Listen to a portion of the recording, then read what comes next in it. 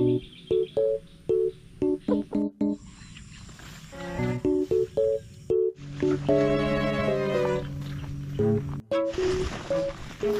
baho.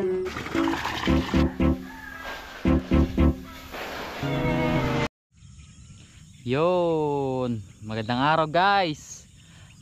Mukhang maayon sa anong panahon, di masyadong kainitan ngayon. Panabagong araw, panabagong episode na naman. And welcome po sa aming channel. Sa mga di po nakapag-subscribe, pa-subscribe na lang guys. Yan. Ngayong araw pala isasama ko kayo ngayon dito sa aming supangan. Gawa nga nung huling kami nalugi. Wawalo ang aming na harvest na na palay. Walong kaban. Luging lugi po yun. And para makabawi kami sa mga sinira ng aming bait na kaibigan sa aming palayan, kami manunupang. Ganyan yung mga supang guys. Yan mga tira-tira dito sa aming palayan, mga humabol sa paglaki. Yan po. Maganda pa naman yung butil niya, tinitira talaga namin. Ilang araw na namin itong ginagawa, kaya naman halos hindi kami makapag-upload sa aming YouTube. Sana pagpasensya nyo na po yun kung kayo nakakamiss sa amin. Minamadali na po namin to, gawa nga ng bakit nga ba? May gagawin kasi kami pagtaas namin dito. May pupunta kami doon sa kabilang bayan para trabahuin naman. Ayan, kasama nyo muna ako ngayon, tas maya maya papakita ko sa inyo yung susunod na step pagtaas natin gapasin to. Sa ngayon, let's go.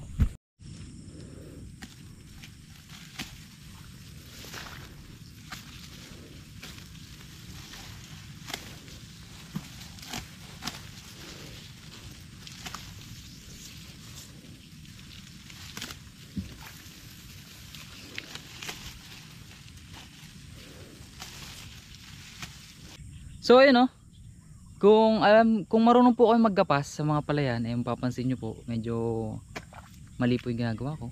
Bakit hindi ko nilalahat? Gawa ng guys, may mga siya, may mga kasabay siya na hindi pa hinog, and hindi ko siya pwedeng kapasin, gawa ng pwede pa namin siyang balikan. Yan. Pinipili ko lang talaga yung mahinog, tapos ang pagkakaputol ko sa kanya is malapit na dito sa palay, dito na mismo, para kapag binitbit hindi na mabigat. Isasako ko pa yan, medyo malayo yung bahay namin, tapos susunungin ko yan dito, lalagay sa ulo para sulit yung pagkakabitbit natin. Wala tayong kung anong damo na meron doon sa sako.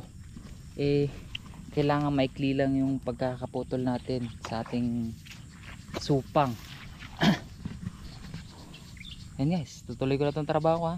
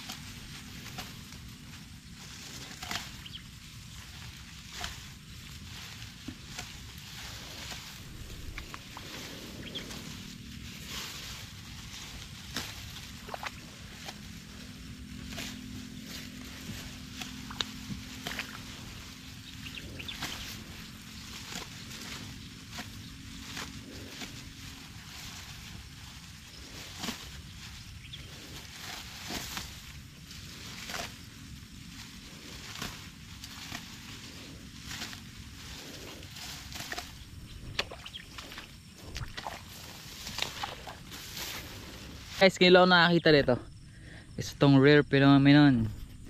Yan, ang aming pinaka-kinaiinisan na insekto sa buong mundo. Sa mga nagpapalayan, mararecognize nyo to kung ano man tong mabahong to.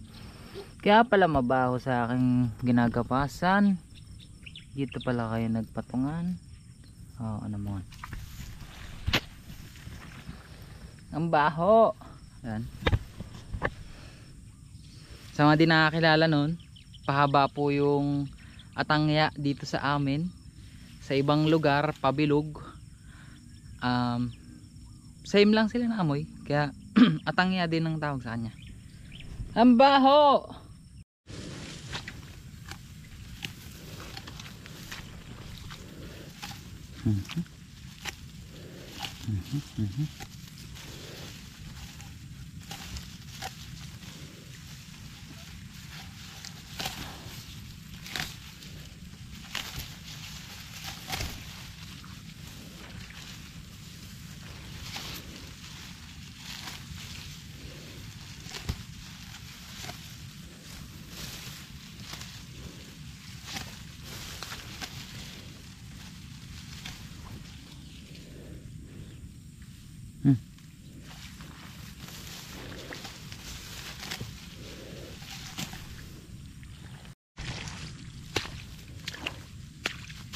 Hello guys, pasensya na, puro mukha ko yung nakikita nyo, no? Yun, tapos na ako dun sa target ko ngayong araw. Marami-rami din yun. Nagsimula ako dun sa bandang yun, mabot ako dito sa may water lilyhan, and surprisingly meron pa rin dun mga palay, kaya naman dinali pa rin natin yun. Ayun, dami natin talapok hanggang dun, simula dun hanggang di yun. Alas 10 na pala, and ramdam ko yung init sa likod ko. Kaya na uwi na tayo. Hindi muna ako nagdala ng sako. Talapok ko. Hindi muna ako nagdala ng sako. Mamaya ako na ito akutin.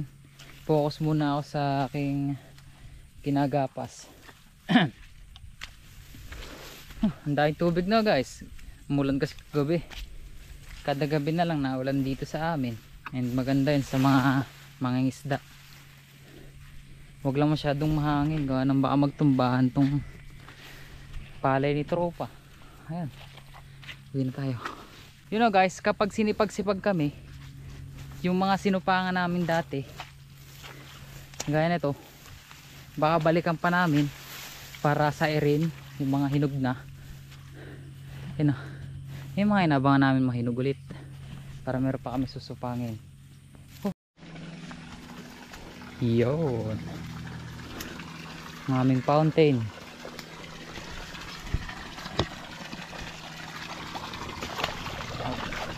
Ahoy.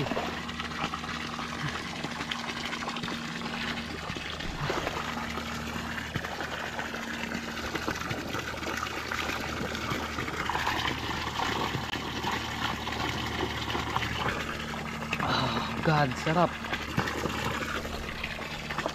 Thank you Lord.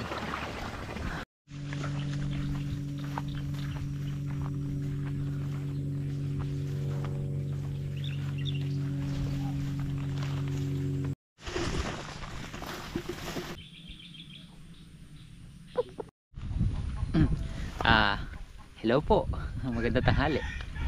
Meron tayong bibilad dito sa tabi ng ating balinghuyan.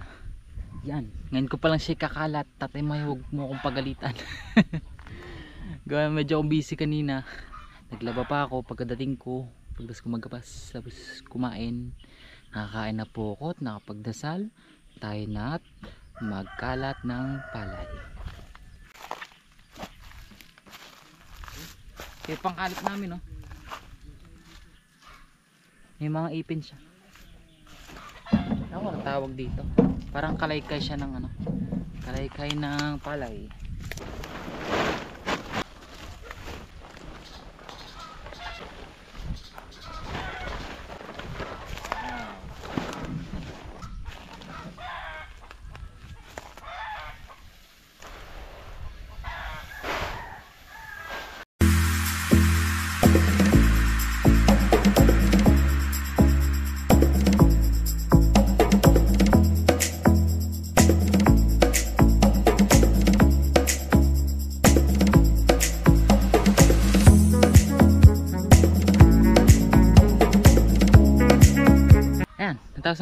Natapos na nating ikalat.